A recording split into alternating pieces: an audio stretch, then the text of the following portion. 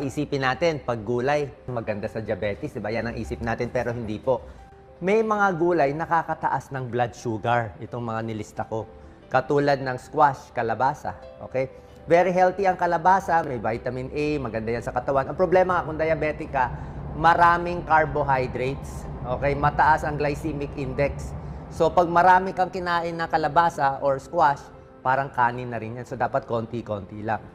Number 2, patatas, okay? French fries, yung gusto natin.